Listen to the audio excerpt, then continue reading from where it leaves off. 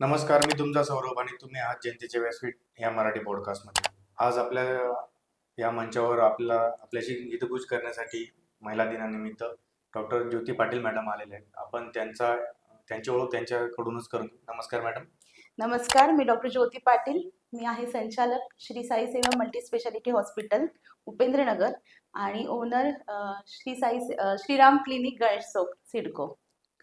Madam, महिला दिनानिमित्त तुम्ही आज महिलेला एका वाक्यात काय सांगाल? मी एकच सांगेन की स्वतः फिट राहा, आनंदी राहा आणि सगळ्यांनाही फिट आणि आनंदी ठेवण्याचा प्रयत्न करा. मॅडम, डॉक्टर व्हायचं स्वप्न तुमच्या मनात कधी आणि कसं जन्माला? स्वप्न ॲज सच नव्हतं. फक्त असं होतं लहानपणी की मी एक मिडल क्लास फॅमिलीतली मुलगी आहे. सो तेव्हा असं वाटायचं की आई जे त्रास काढते किंवा जे कष्ट करते ते मला करायचे नाही. मोठे होऊन मी काहीतरी बनणार आणि मी स्वावलंबी होणार. सो असा माझा प्रवास निघाला डॉक्टर होण्यासाठी. म्हणजे घर, कुटुंब सगळ्यांनी या तुमचा जो निर्णय घेतला तुम्ही, याला त्यांनी कशा प्रकारे सपोर्ट केला तुम्हाला? घर, कुटुंब आणि क्लिनिक वगैरे सगळं सांभाळत असताना मला तरी वाटतं कुठेतरी आपल्याला टाइम मॅनेजमेंट हे खूप गरजेचं आहे. कारण तुम्ही टायमिंगवर जिथे आहात, सपोज घरी आहात तर तुम्हाला घरी आईचा रोल प्ले करायचा आहे, वाईफचा करायचा आहे, सुनेचा करायचा आहे.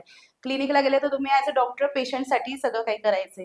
सो ते जर सांभाळता आलं, तो टाइम तुम्हाला सांभाळता आला तर तुम्ही नक्कीच यशस्वी व्हाल. मॅडम, एक महत्वाचा प्रश्न विचारतो तुम्हाला. तुम्ही अनेकदा म्हणतात की मी फक्त डॉक्टर नाही असं, तर यामागचा नेमका खरा अर्थ काय? मी फक्त डॉक्टर नाहीये. मी आहे मल्टीटास्किंग लेडी. मी आहे एक मला सगळ्या माझ्या डॉक्टर फ्रेंड्सने एक टॅगलाईन दिली आहे किंवा एक टॅग दिलंय, ते म्हणजे रील्स क्वीन. आम्ही खूप सारे रील्स बनवतो आणि खूप एन्जॉय करतो आणि मेनली असं की माझे सगळे पेशंट्स येऊन मला ते रिप्लाय देतात की "अरे मॅडम, तुमचा तो रील खूप छान होता आणि आम्ही खूप हसलो किंवा आम्ही खूप खुश झालो." म्हणजे ते एक त्यांना हॅपीनेस पण मी देते आहे. त्याचबरोबर मी एक समाजसेवाही करते आहे. समाजसेवा इन द सेन्स पेशंट तर बघतो, पण मुलींसाठी किंवा लेडीजसाठी बरेचसे कामं जे केले गेले नाही आतापर्यंत किंवा जे त्यांच्यामध्ये अवेअरनेस गेला नाही, तो अवेअरनेस करण्याचाही मी प्रयत्न करते. त्याचप्रमाणे पेशंटच्या फॅमिलीमधली मी एक मेंबर पण झालेली आहे. कारण फॅमिली फिजिशियन म्हणजे पेशंटसाठी एक घरातलीच मेंबर असतो. त्यांना वेळच्या वेळी आम्हाला काउन्सिलिंग करावं लागतं, सांत्वन द्यावं लागतं. आपलेपणा आणि वाटला पाहिजे पेशंटला येस, येस. डॉक्टरांबद्दल. मॅडम, महिला दिनानिमित्त आपण आज या ठिकाणी महिलांच्या प्रश्नांवर आणि तुम्ही केलेल्या कार्याबद्दल आपण इथं बोलतो. तर महिलांचं आरोग्य हा खूप महत्वाची गोष्ट आहे आणि त्यातल्या त्यात जर मासिक पाळी म्हटलं आपण, तर आज पण त्याच्याबद्दल अवेअरनेस पण कमी आहे आणि स्त्रिया लाजतात या गोष्टीला किंवा मोकळेपणे बोलत नाही त्याच्यावर. याच्यावर तुम्ही काय म्हणता? यातून तर आम्ही खूप जनजागृती करतो आहोत. बऱ्याचशा शाळांमध्ये ज्या महानगरपालिकेच्या शाळा आहेत किंवा ज्या 5वी ते 10वी पर्यंतच्या शाळा आहेत, त्यांच्यामध्ये आम्ही जाऊन जाऊन अवेअरनेस देतो त्यांना. सगळं शरीरशास्त्र हे समजून सांगतो की पाळी कशी येते, काय येते, काय हार्मोन चेंजेस होतात, तेव्हा काय काळजी घ्यायची, आहार काय घ्यायचा, हे सगळे आम्ही सांगतो. तेव्हा तिथे पण काही काही छोट्या मुली असतात त्या अगदी म्हणजे ॲग्री सुद्धा करत नाही की त्यांना पिरियड सुरू झाले असं, कारण त्या लाजतात. तर हेच लाजणं जे आहे हे तुम्ही बघाल तर ग्रामीण भागात तर खूप जास्त आहे. त्यांच्यामध्ये खूप गरज आहे अवेअरनेस करण्याचा, जो आम्ही करतोय पण तरीही कुठेतरी कमी पडतोय. माझा पुढचा प्रश्न तोच होता मॅडम तुम्हाला, की शहरी भागातील स्त्रिया आणि ग्रामीण भागातील स्त्रिया यापैकी असं वाटतं का तुम्हाला की ग्रामीण भागातील स्त्रियांना या गोष्टींना जास्त फेस करावं लागतं किंवा जास्त अडचणींचा सामना करावा लागतो? हो, अगदी बरोबर आहे. कारण तेवढ्या फॅसिलिटीज अवेलेबल नसतात ग्रामीण भागामध्ये. आता आदिवासी पाड्यांवर जर आपण बघितलं तर तिथे वॉशरूम किंवा टॉयलेट्स वगैरे प्रॉपर नसतात. सो हायजीन प्रॉपरली मेंटेन केलं जात नाही आणि तिथे पण कुठेतरी लाजेखातर त्या बोलल्या जात नाही. काय त्रास होतोय किंवा काय काय प्रॉब्लेम्स आहे त्या शेअर केले जात नाही. सो अजूनही हे प्रॉब्लेम्स कंटिन्यू आहेत. मॅडम, तुम्ही एक उपक्रम राबवत होते की लाईफ आफ्टर 40, 40 नंतरचा, त्याबद्दल तुम्ही प्रेक्षकांना सांगा. 40 नंतरचं लाईफ म्हणजे खूप महत्वाचं आहे. ॲक्च्युली एक ॲज अ लेडीज किंवा एक स्त्रीसाठी 40 म्हणजे सेकंड इनिंग आहे लाईफची असं मला वाटतं. सो तेव्हा बऱ्याचदा 40ची स्त्री ही मेनोपॉजकडे जाते. मेनोपॉजमध्ये बरेचसे सिम्पटम्स येतात की कधी हार्मोनल चेंजेस होतात, कॅल्शियम कमी होतं, डिप्रेशन येतं काही काहींना. सो हे सगळं कमी करण्यासाठी आम्ही त्याच्यातूनही अवेअरनेस करतो आणि त्याच्यातूनही मन शांती कशी मिळवायची आणि सगळं आपलं हेल्थ कशी मेंटेन ठेवायची याचे लेक्चर्सही आम्ही घेतो. आणि मी नक्कीच 40 नंतरच्या सगळ्या लेडीजला सांगेल की स्वतःसाठी वेळ काढा. इतके वर्ष तुम्ही घरासाठी फॅमिलीसाठी सगळं करताय, पण स्वतःसाठी वेळ काढा आणि थोडा वेळ देऊन एक्सरसाइज, डाएट आणि हॅपीनेस मेंटेन करा. ते 40च्या आधी थोडं स्ट्रेसफुल असते म्हणजे Right. स्त्रीचं आयुष्य. त्याच्यानंतर थोडासा वेळ मिळतो, स्वतःसाठी त्यांनी वेळ काढला पाहिजे. काढला. नक्कीच ही गोष्ट केली पाहिजे मॅडम. कारण आता मी पण बघतो की आता घरात आई आहे, बहीण आहे, हा. तर ते त्यांचं जवळपास तसंच चाललेलं असतं रुटीन. म्हणजे तसंच ते जुनं जे रुटीन त्यांनी तसंच ते पुढे सुरू ठेवलेलं असतं. किशोरवयीन मुलींना आरोग्याबाबत सर्वात महत्वाच्या काय गोष्टी सांगाल तुम्ही? किशोरवयीन मुलींसाठी तर आम्ही एक उपक्रम राबवतो, ज्याला की नाव दिलंय की कळी उमलताना, की त्या एजमध्ये काय काय चेंजेस होता, कोणते कोणते हार्मोनल चेंजेस होता, काय काय काळजी घ्यायची असते. आणि बऱ्याचदा आपण बघतो की सगळ्या मुलींना हे फास्ट फूड वगैरे खूप आवडतं.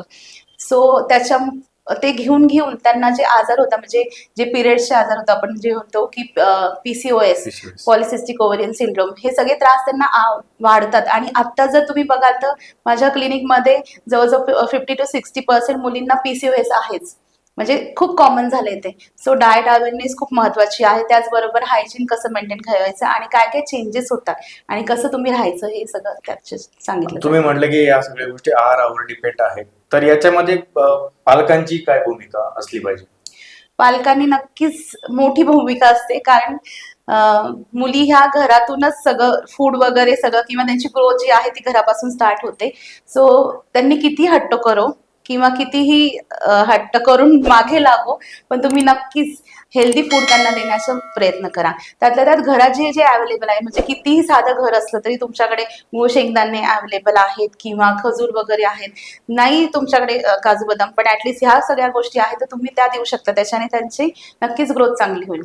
त्यातल्या त्यात पालेभाज्या आपण म्हणतो की बीट वगैरे किंवा पालक, ज्याच्यामध्ये हायेस्ट आयर्न आहे, हे सुद्धा तुम्ही पुरवू शकता त्यांना. आता आपण म्हणू शकतो मॅडम की घरात मुलगी ही आईच्या खूप जवळ असते. हम्म. तर आईने आपल्या मुलीशी कोणकोणत्या विषयांवर मोकळेपणाने बोललं पाहिजे असं तुम्हाला वाटतं? मला तर वाटतं एक सर्टन एज नंतर आई ही मुलीची मैत्रीण बनली पाहिजे. कारण मैत्रीण काय असते, मैत्रीण म्हणजे everything she can share with us. So मुलीने जेव्हा मुलगी जेव्हा आईची मैत्रीण बनते किंवा आई जेव्हा मुलीची मैत्रीण बनते, तेव्हा त्या एकमेकांशी शेअर करू शकतात सगळ्या गोष्टी. आणि त्याचप्रमाणे ह्या एजमध्ये, म्हणजे जे आपण म्हणतो यंगस्टर्स, या एजमध्ये बरेचसे त्यांच्यामध्ये पण हार्मोनल चेंजेस झालेले असतात. आणि जे काही बाहेरचे काही त्रास असतात किंवा गुड टच, बॅड टच, हे देखील त्यांनी त्यांच्याशी मम्मीशी शेअर करावे. हा गुड टच बॅड टचचा विषय तुम्ही आता घेतला मॅडम, ही खूप महत्वाची गोष्ट आहे. आणि आता त्या गोष्टीबद्दल खूप अवेअरनेस झाला पाहिजे. कारण समाजात ज्या गोष्टी घडतायत, ज्या केसेस आपल्याला ऐकायला मिळतात, बघायला मिळतात. त्याच्यामध्ये या गोष्टीचा जर म्हणजे एज्युकेशन किंवा अशी माहिती दिलेली असली तर खूप फरक पडेल असं मला वाटतं. मॅडम, तुम्ही तुमचा म्हणजे डॉक्टर आहात, तुम्ही तुमचं काम करत असताना तुमचं सामाजिक कार्य पण खूप आहे. तर त्याबद्दल आम्हाला तुम्ही थोडं सांगाल? अं, समाजकार्याची आवड ही मला लहानपणापासूनच होते, कारण माझे वडील पण खूप सारं समाजकार्य करायचं, त्यामुळे ते मी लहानपणापासून बघत आली. आणि डॉक्टर तर बनली, पण ह्याच्या डॉक्टर बनून त्या थ्रू पण समाजसेवा करते. पण इतरत्र पण काही काही पेशंटला काही काही फॅसिलिटीज मिळत नाही किंवा त्यांना ट्रीटमेंट व्यवस्थित मिळत नाही, अशा ठिकाणी मग आम्ही जाऊन खूप कमी दरामध्ये प्रायव्हेट हॉस्पिटल्समध्ये सुद्धा, इव्हन आमच्या हॉस्पिटलमध्ये पण खूप कमी दरात त्यांना ट्रीटमेंट अवेलेबल करून देतो. समाजसेवेचा वारसा तुम्हाला वडिलांकडनं मिळाला असं म्हणायला हरकत नाही मॅडम. Yes, yes. मॅडम, राज्यस्तरीय पुरस्कार मिळाला तुम्हाला, त्याच्यानंतर मनात पहिला विचार काय आला तुम्हाला? आनंद तर झाला, पण नंतर मी म्हटलं की हा हा आनंद जो आहे तो माझ्या एकटीचा नाहीये, तर तो फक्त माझ्या सगळ्या ट्रस्ट करणारे माझे पेशंट्स, माझे फॅमिली मेंबर्स आणि माझे सगळे जे जे फ्रेंड्स आहेत त्यांच्यासाठीच आहे. सो खूप हॅपीनेस आला त्याच्यामुळे. मॅडम, असं पुरस्कार मिळाल्यानंतर तुम्हाला असं वाटलं का की तुमच्यावर एक पुरस्कार नाही, एक जबाबदारी आली असेल? जबाबदारी तर नक्कीच वाटते पुरस्कारानंतर, डबल टिबलने वाटते. त्याच्यानंतर तुम्ही आणखी म्हणजे काम कसं वाढवलं? आणि कामासाठी उत्साहही वाढतो, की काहीतरी आपल्याला कोणीतरी ऍप्रिशिएट केलंय. जेव्हा आपल्याला ऍप्रिसिएशन मिळतं, एक ह्युमन माइंड असतं की कोणाला ऍप्रिशिएट केलं की त्यांना खूप छान वाटतं आणि त्यांचं कामाचं जे स्पीड आहे ते डबलने वाढतं. सो नक्कीच माझं स्पीड डबलने वाढलंय असं मला वाटते. समाजासाठी काम करत असताना कधी निराशा आली किंवा काही वाईट अनुभव आला एखादा की त्यावेळेस वाटलं की हे नको? किंवा नि- थांबवावं आहे कुठेतरी असं? निराशा ॲज सच नाही, पण बरेचसे हर्डल्स आले की काही ना काही अडथळा काही ना काही करताना. पण मग कोणत्याही कामामध्ये अडथळे येतातच. सो मी डिसाईड केलं की काही हो, आपल्याला आपलं एम जे आहे, जे मिशन आहे की मला सगळ्यांसाठी काही ना काही करायचंय, ते मी पूर्ण करणारच आहे आणि त्या सगळ्यांवर मात करणार. मॅडम, तुमच्यामध्ये महिला सक्षमीकरण म्हणजे काय? महिला सक्षम जेव्हा होते, जेव्हा ती सामाजिकदृष्ट्या, आर्थिकदृष्ट्या आणि मानसिकदृष्ट्या खंबीरपणे उभी राहू शकते, स्वतःचे निर्णय स्वतः घेऊ शकते, तेव्हाच मी म्हणेल की ती सक्षम झाली. आताच तुम्ही महिला सक्षमीकरणाबद्दल बोललात मॅडम, तर तुमच्याकडून तुम्ही काय उपक्रम वगैरे राबवले याच्यासाठी? त्यासाठी प्रत्येक महिला ही सक्षम व्हावी म्हणून आम्ही मागे मोबाईल स्मार्टफोनचा यूज कसा करायचा हे देखील प्रशिक्षण दिलं होतं आणि त्याच्यातून जे काही काही बॅनर्स असतात त्याचं त्यांना जॉब सुद्धा मिळू शकतो बाहेर. तर जॉब मिळण्यासाठी बॅनर कसे बनवायचे आणि कसं एडिटिंग वगैरे करायचं हे देखील काही महिलांना आम्ही शिकवलं होतं.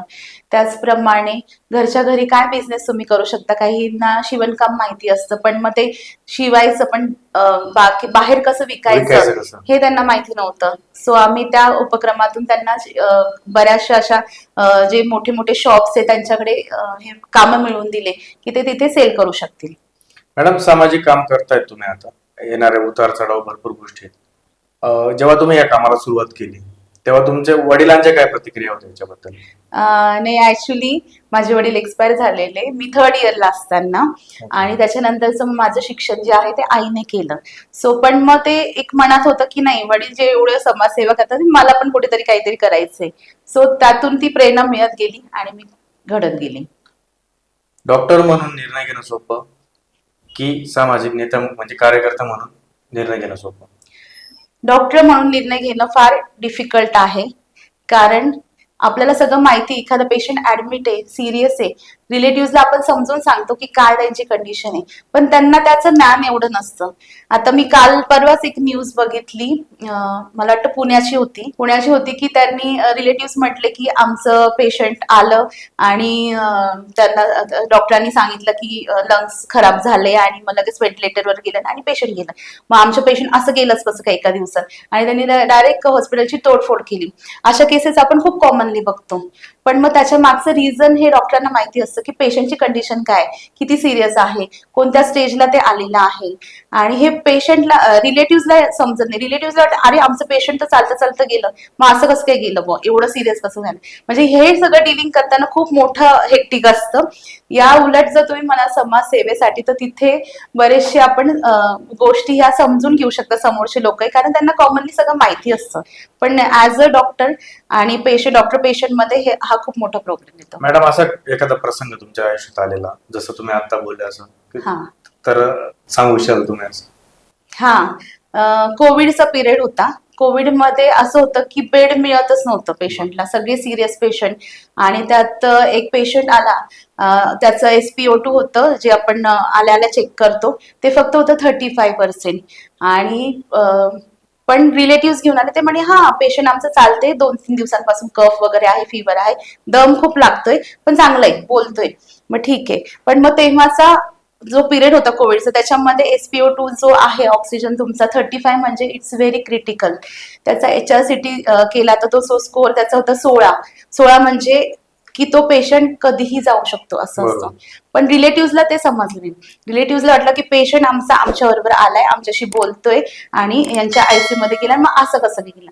मग त्यांनी खूप असं नेत्यांना वगैरे बोलवा, नगरसेवकांना बोलवा, असं सगळा हंगामा केला. पण मग नंतर त्यांना सगळी कंडिशन व्यवस्थित समजून सांगितली. सगळं खूपच जास्त नॉलेज द्यावं लागलं मेडिकलचं, पण बरोबर. तेव्हाच त्यांना समजलं.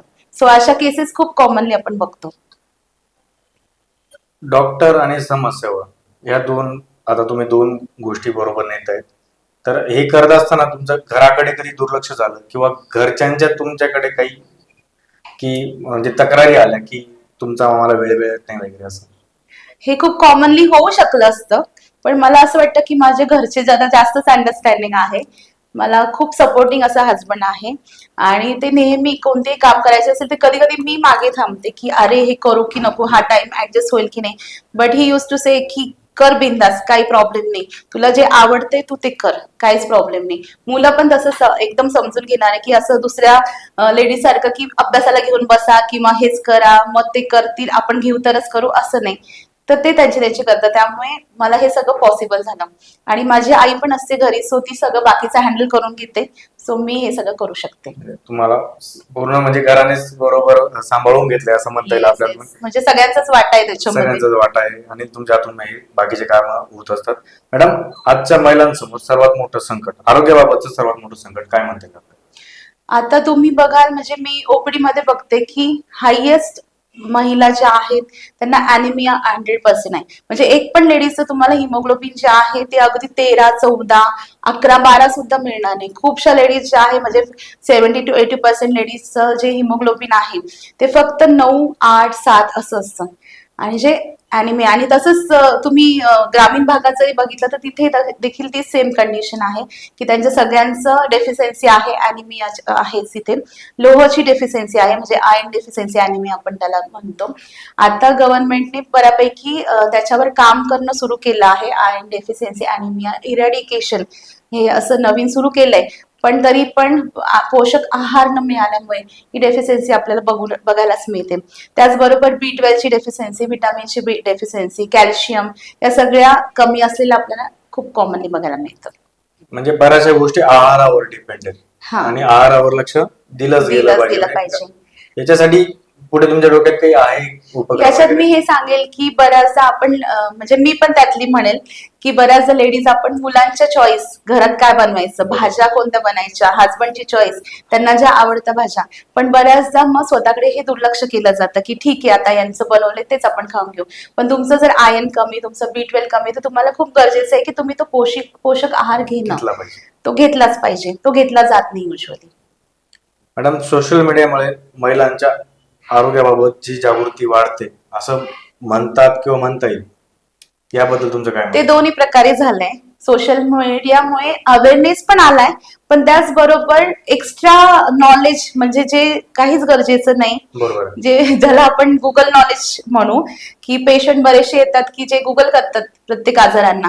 आणि असं काही नाही की गुगलवर सगळं करेक्ट सगळंच दिलेलं माहिती असतं. बऱ्याचशा गोष्टी ह्या फेक पण असतात. पण ते तेच धरून येतात आणि आम्हाला हाच त्रास आहे आणि मग अशीच ट्रीटमेंट, इव्हन ते ट्रीटमेंट पण सांगतात. आणि ती सगळी चुकीची असते की ऍज अ पेशंट आपल्याला माहिती असतं ऍज अ डॉक्टर की ह्या पेशंटला काय ट्रीटमेंट लागणार आहे. सो गुगल नॉलेज आणि मीडिया अवेअरनेस तो पण गरजेचा आहे. जेव्हा असं एखादं पेशंट येतं मॅडम तुमच्याकडे की ते स्वतःच त्याला काय ट्रीटमेंट हवी ते सांगते तुम्हाला, त्यावेळेस काय विचार तुम्हाला खूप मनात कॉमनली होतं हे आणि खूप हसू पण येतं, पण पेशंट जवळ हसू शकत नाही. आता रिसेंटलीच झालेलं की पेशंट आली की ती सांगते की मला जॉईंट पेन होते, हात दुखते, विकनेस वाटतोय, फीवर वगैरे आहे सगळं सगळं. मग तिला ट्रीटमेंट दिली तरी नाही नाही मला हे नको, मी ना गुगल केलं होतं त्याच्यामध्ये असं दिसलं की व्हायरल आहे. अरे हो तुझं व्हायरल आहे पण तुला अॅनिमिया पण आहे. नाही नाही त्याचं ट्रीटमेंट नकोय मला याचंच ट्रीटमेंट द्या. म्हणजे अशा प्रकारे तेच आपल्याला सजेस्ट करतात की आम्हाला हेच द्या. थोडक्यात असं म्हणता येईल आपल्याला की गुगल हे डॉक्टरांचं म्हणजे करिअर संकटात आणलं असं म्हणता येईल आपल्याला. एक्झॅक्टली.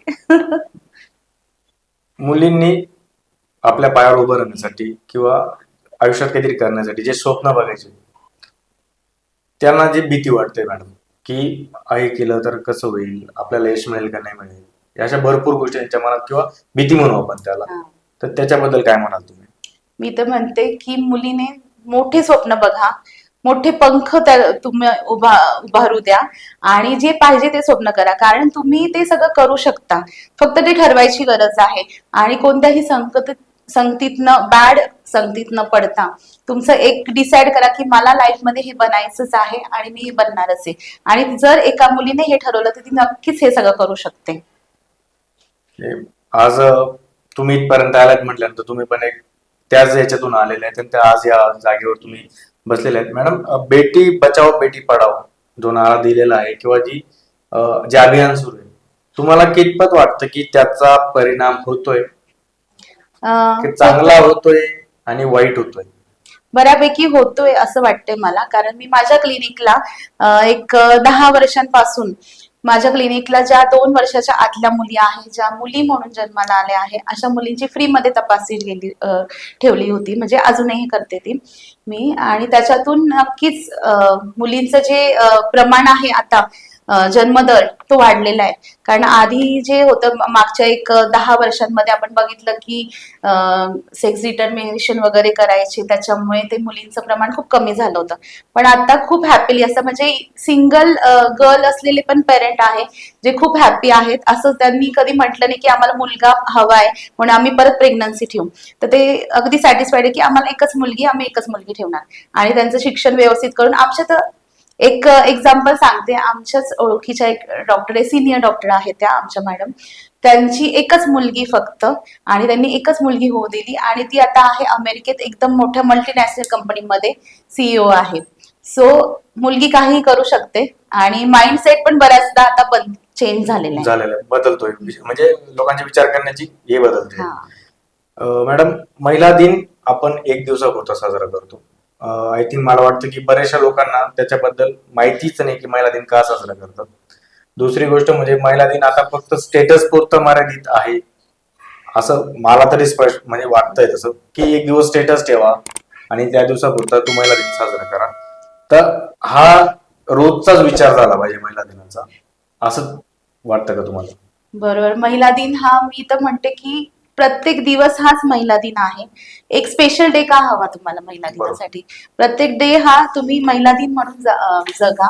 आणि याच्यामध्ये मला एक शेअर करावीशी वाटते की जेव्हा एक सासू तिच्या सुनेला मुलगी म्हणून वागवेल, किंवा जेव्हा इक्वली धरेल मुलीप्रमाणे, तेव्हा तो महिला दिन चांगल्या प्रकारे साजरा होईल. किंवा जी एक सून जी आहे, आपण आता बघतो की असं नाही की सासूस त्रास येते, कधी कधी सुनेचा पण त्रास असतो सासूला. तर जेव्हा सून आपल्या सासूला आई म्हणेल आणि तिचा दर्जा देईल, तेव्हा नक्कीच हा महिला दिन योग्य प्रकारे साजरा होईल. कारण बरेचसे जे प्रॉब्लेम्स आहेत ते ह्याच्यामध्येच भांडणं होतात, सासू सून मुलगी.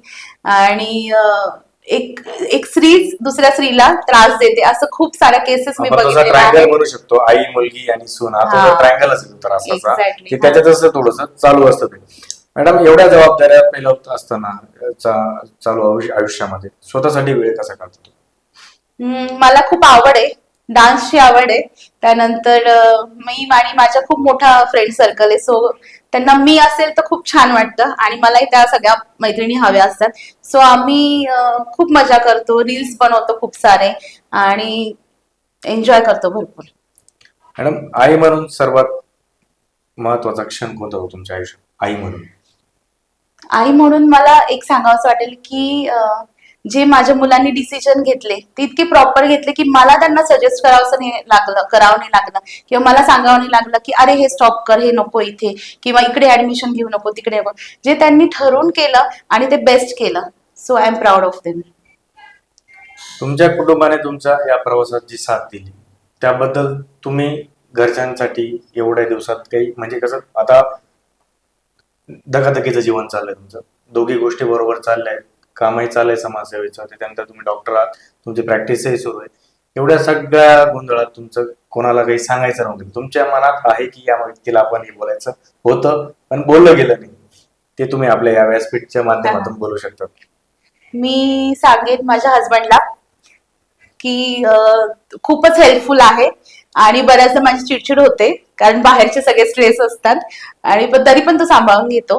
आणि सगळ्यात महत्वाची म्हणजे मला गाडी 4 व्हीलर मी क्लास लावला, पण मला तेवढा कॉन्फिडन्स नव्हता की मी चालू शकेल. बट ही सेड की नाही, तू बस आणि तू चालव.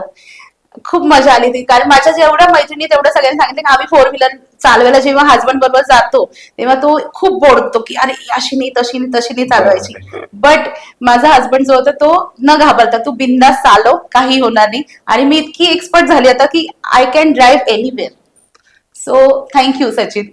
मॅडम, आता एवढे सगळे काम करत असताना कधी उतार चढाव चालूच असतात आयुष्यात, असं कधी वाटलं की आता खूप झालं, बस हे थांबवावं, असं जेव्हा मनात विचार आला तेव्हा स्वतःला तुम्ही मोटिवेट कसं करून घेता? हा, आता बस झालं, थांबायचं हे हा विचारच नाही येते.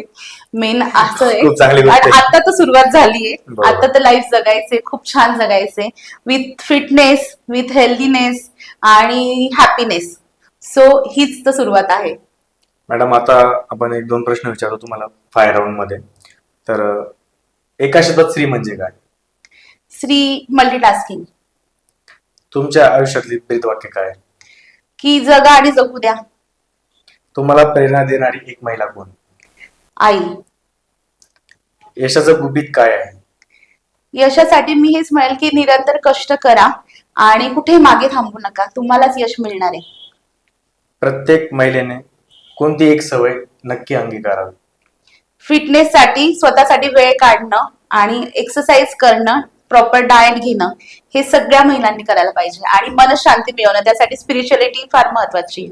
मॅडम एक शेवटचा प्रश्न विचारतो तुम्हाला. जर तुम्हाला 1 मिनिट दिला संपूर्ण देशातील महिलांशी बोलण्यासाठी, तर तुम्ही त्या 1 मिनिटात तुम्ही काय संदेश द्याल? मी सगळ्या माझ्या मैत्रिणींना, माता भगिनींना हे सांगेल की लाईफ खूप सुंदर आहे.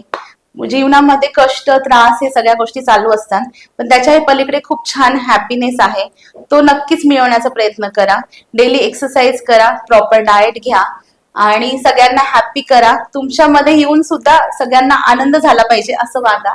नक्कीच तेव्हा एक सक्सेसफुल वुमन तुम्ही बनू शकता. मॅडम खूप खूप धन्यवाद. तुम्ही महिला दिनानिमित्त आमच्या जयंतीच्या व्यासपीठ या मराठी पॉडकास्टवाला तुमचे अनुभव शेअर केले. तुम्ही तुमच्या स्वतःच्या आयुष्याबद्दल गोष्टी सांगितल्या आणि महिला दिनानिमित्त तुम्हाला खूप खूप शुभेच्छा. आणि तुम्ही जो विषय म्हटले की हा दिवसच नकोय आपल्याला प्रत्येक दिवस हा दिवस महिलांसाठीचा त्यात मी एक ऍड करेल की प्रत्येक दिवस हा महिला दिन आहे, पण तुम्ही तुमच्या मुलीला तर तुम्ही सगळे घरातले कामं शिकवताच, इक्वली मुलालाही शिकवा, सो दॅट तो पण त्याच्या वाईफला तेवढी हेल्प करू शकेल आणि तिलाही फील करू शकेल की प्रत्येक दिवस हा तिचाच आहे. हा खूप खूप खूप छान पॉईंट दिला मॅडम तुम्ही शेवटी. नक्कीच सगळ्या आई असतील त्या जे बघतील ते म्हणतील की मुलाला पण शिकवा, मुलीप्रमाणेच मुलाला वागवा आणि मुलाप्रमाणेच मुलीला वागवा. दोघांना सारखी ट्रीटमेंट मिळेल तेव्हा दोघं सक्षम बनतील या गोष्टी. मॅडम खूप छान वाटलं तुमच्याशी गप्पा करून आणि मी या व्यासपीठावर आले त्याबद्दल खूप खूप धन्यवाद. थँक्यू.